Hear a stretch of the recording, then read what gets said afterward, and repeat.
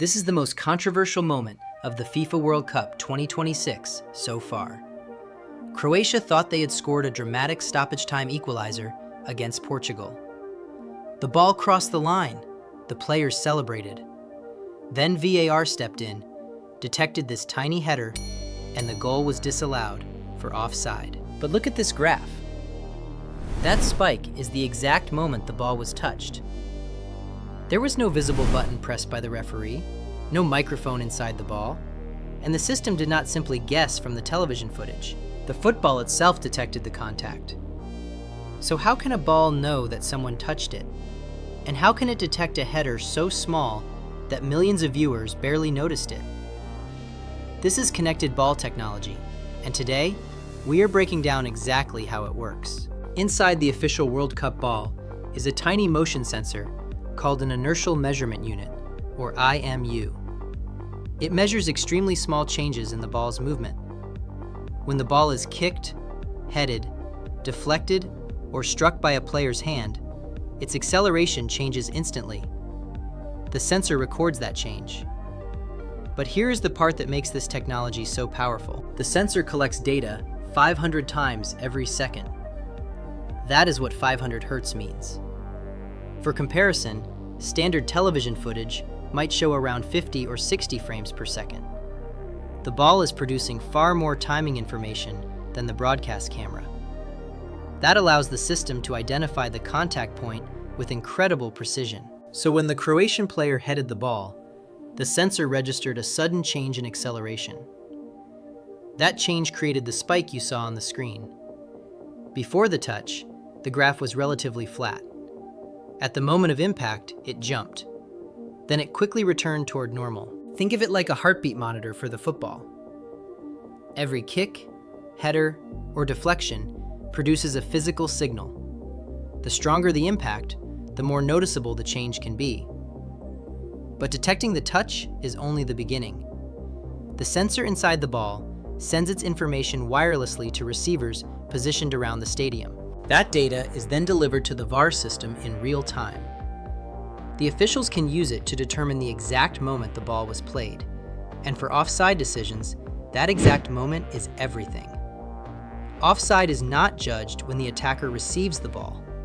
It is judged at the instant their teammate touches or plays it. Even a tiny difference in timing can completely change the decision. An attacker may be onside in one video frame and offside in the next. That is why selecting the correct contact point has always been one of VAR's biggest challenges. Connected ball technology helps solve that problem. The sensor provides the timing. The stadium cameras provide the positions of the players.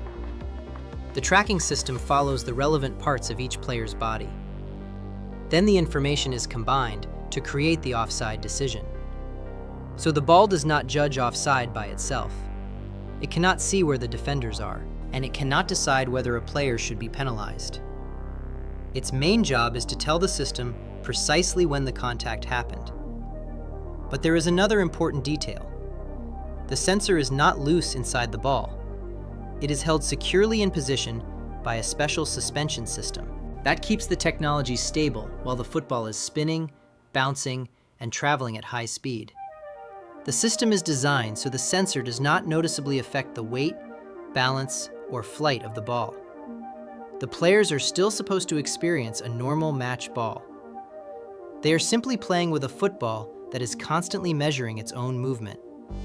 And this technology can provide more than just touch timing. It can record acceleration, movement, rotation, and other ball data. That information can help with offside reviews, possible handball incidents, and performance analysis. But this is where people often misunderstand what the graph actually proves. The graph can confirm that the ball was touched. It cannot always tell officials which player touched it just by looking at the waveform. It also cannot understand a player's intention. That matters in the Portugal versus Croatia controversy. The technology could confirm the Croatian header and establish the exact contact time. But the bigger debate involved the later touch by Portugal defender Renato Veiga. Was his contact a deliberate attempt to play the ball, or was it simply a deflection? The sensor cannot answer that question on its own. It can detect movement.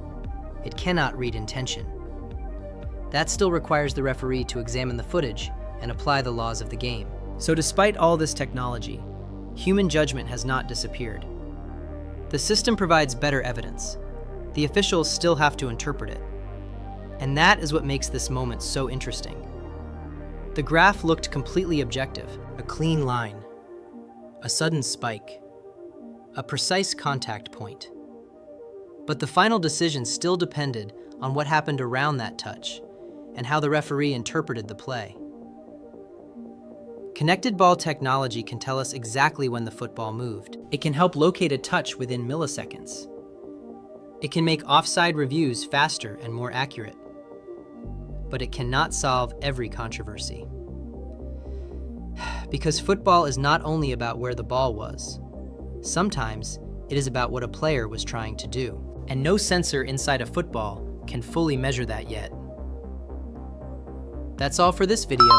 Make sure to subscribe to our channel for more football-related breakdown videos. See you in the next one.